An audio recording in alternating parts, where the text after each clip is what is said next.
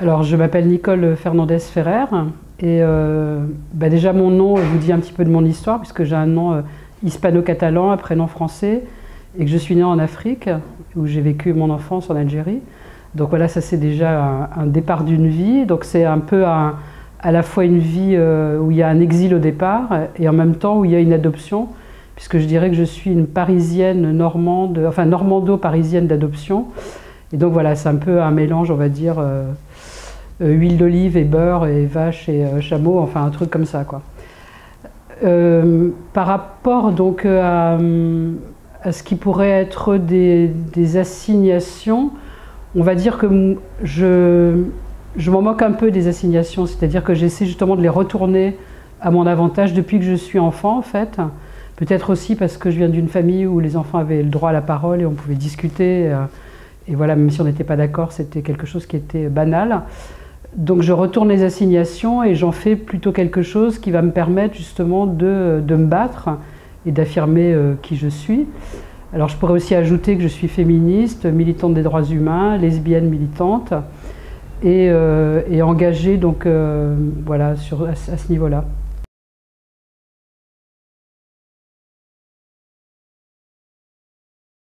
Je vis à Paris, à Montmartre ou à Pigalle, alors ça dépend, il y a des gens qui on peut dire qu'on vit à Montmartre, ça fait très bien, et quand on dit Pigalle, ça effraie encore des personnes, alors que c'est un quartier, vous devez le savoir, où la prostitution et les problèmes de meurtre, comme il y a eu jusque dans les années 80, a disparu, et où la prostitution maintenant, on le sait, est sur Internet ou est en dehors enfin sur les périphéries des villes, donc on ne voit plus tellement de prostituées. Je dis ça parce que j'avais de bonnes amies, en fait, parmi les prostituées et les transsexuels de mon quartier, avec qui je pouvais discuter régulièrement, et qui étaient des bonnes gardiennes des enfants pour qu'ils n'arrivent pas en retard à l'école. Donc voilà, elles jouaient un rôle aussi social.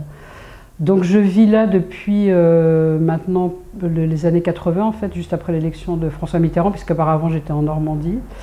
Et dans ce quartier, je me suis investie surtout dans mon immeuble, parce qu'on s'est battu pour que notre immeuble ne soit pas vendu et découpé, et donc on a gagné, c'était 7 ou 8 ans de bataille, donc on a créé une association sur place, et voilà, ça c'est une des luttes vraiment du quartier. Et mon travail étant à 8 minutes à pied de chez moi, donc je suis investie aussi dans le 9e, puisqu'on est à la frontière du 9e et du 18e. Là en plus en tant que directrice d'archives féministes et LGBT, où on va pouvoir justement à la fois s'investir dans ce quartier du 9e, mais aussi de façon, on va dire, plus internationale. Alors au niveau des luttes, je dirais que mes luttes principales sont vraiment liées au féminisme, au cinéma, au mouvement LGBT, on va dire, j'aime pas trop le mot, à la visibilité, et non pas à la transmission, comme on dit toujours, mais plutôt à la réappropriation. C'est-à-dire que j'essaie d'inciter des gens, souvent des gens plus jeunes, mais pas que, puisqu'on travaille avec des gens de tous les âges.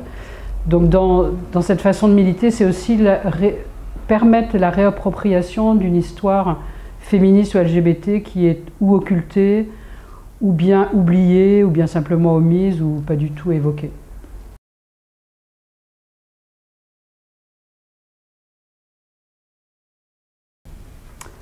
Je mène des combats, non pas toute seule, mais avec un groupe, déjà avec mon groupe de travail, donc avec les personnes qui travaillent avec moi, mais aussi de façon plus large avec le milieu associatif, le milieu politique, syndical, le milieu scolaire, éducatif, universitaire. Enfin vraiment c'est extrêmement large, tant au niveau des personnes que j'essaie de toucher et de convaincre, parce que voilà, ça fait rire beaucoup de gens parce que j'ai toujours envie de convaincre mes interlocuteurs et trices, et donc je suis capable de passer des heures à essayer de convaincre quelqu'un, y compris des publics dont on me dit qu'ils vont être absolument imperméables aux idées féministes ou à la vidéo, puisque nous on travaille beaucoup donc, sur la vidéo et le cinéma et sur des films engagés.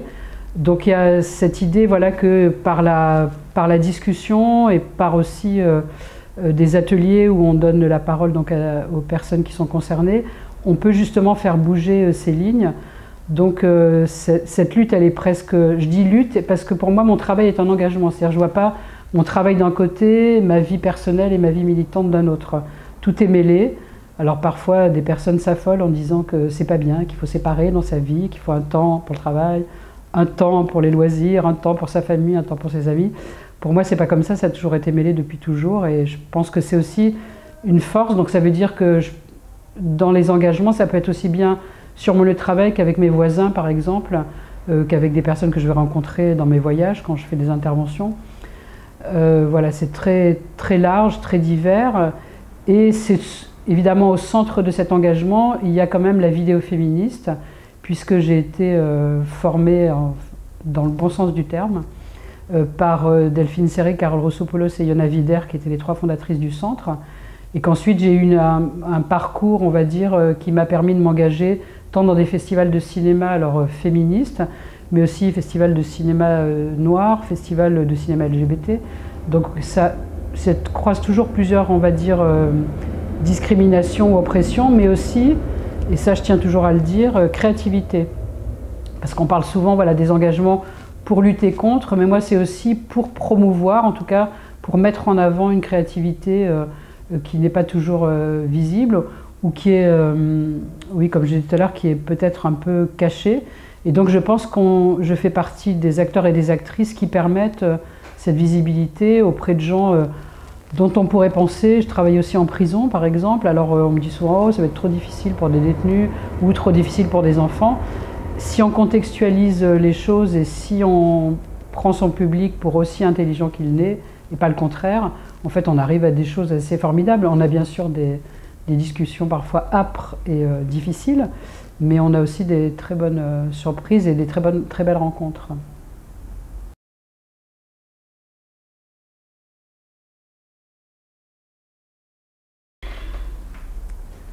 Alors si on parle en termes de projets, de la façon dont on peut développer donc, ces projets et puis les mettre à portée d'un public large, je donne un exemple qui est assez atypique pour un centre d'archives audiovisuelles comme le centre Simone de Beauvoir donc, que je dirige. On s'est lancé parce qu'on est très ambitieuse en fait, on aime bien faire plein de choses. On s'est lancé dans un projet d'exposition autour de Delphine Seyrig, donc, qui est une de nos fondatrices. Et on a réussi à convaincre, donc une exposition sur une femme actrice. Ça paraît toujours un peu bizarre, sauf si on est dans le côté glamour, mais justement nous on voulait déconstruire le côté glamour de Delphine Seyrig et montrer ce qu'elle était. Moi j'ai eu la chance de travailler avec elle, donc je sais que c'était une personne très ancrée dans le réel et qui s'est toujours battue par rapport à la guerre du Vietnam, par rapport à l'avortement, etc. Par rapport à la torture aussi. Et donc on a conçu cette exposition avec une commissaire d'exposition, Natacha Petressine, et avec une historienne de l'art, Giovanna Zapperi, avec l'aide aussi d'Elisabeth Lebovici et Patricia Felguer. Mais donc c'est surtout Natacha et Giovanna maintenant qui sont en charge de cette exposition. Et le centre a joué un grand rôle dans cette exposition puisqu'on a participé donc à toute l'élaboration et au choix donc, des archives qui vont être présentées. Et aussi, voilà, peut-être pas la mise on va dire, en perspective de l'exposition, mais en tout cas sur sa conception même, on a eu un grand rôle. Et donc on s'est trouvé voilà, un nouveau goût pour ce genre de choses. C'est pas du tout notre métier, on s'est rendu compte évidemment de nos limites, mais on a appris beaucoup donc, grâce à ces 2 femmes. Donc ça c'est un dispositif nouveau pour nous. On est plutôt alors, dans des dispositifs, on va dire, qui paraissent traditionnels, comme des ateliers scolaires, comme des interventions dans des écoles d'art, comme par exemple des projections en public avec des rencontres. Mais on essaie toujours de les rendre un peu différentes de ce qui se fait habituellement. Pour nous, ce qui est important, c'est les rencontres et les débats.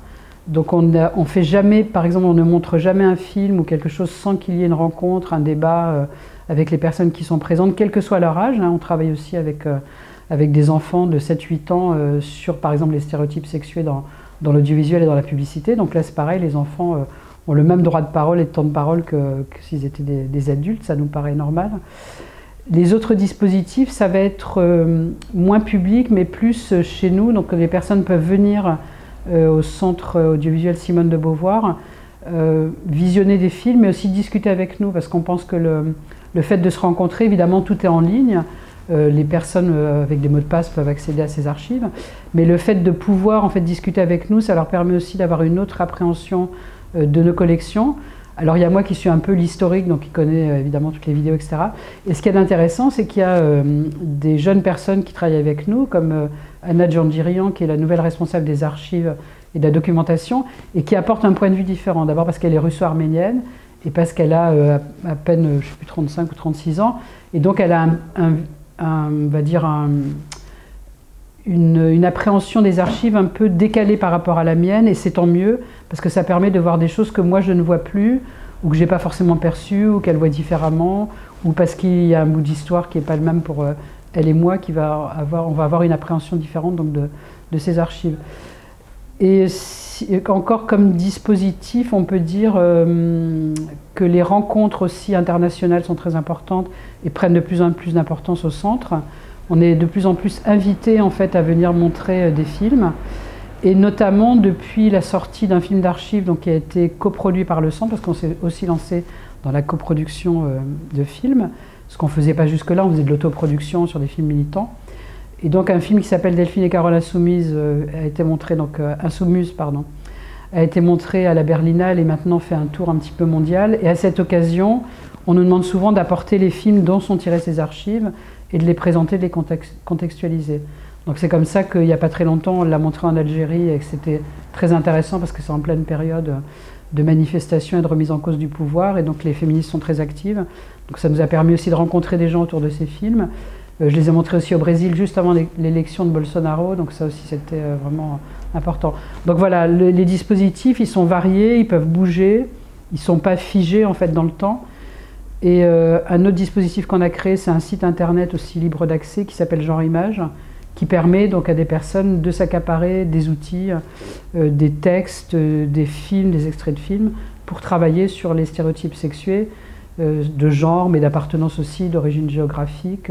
Voilà, donc on essaie de toucher un public très, très large et de travailler donc de plus en plus avec des artistes, puisqu'il y a 5 ans, on a entamé ce projet qui s'appelait Travelling Féministe et qui a abouti d'ailleurs à cette exposition sur Delphine Seyrig. Ce dispositif était fait justement pour que des artistes s'emparent de nos productions.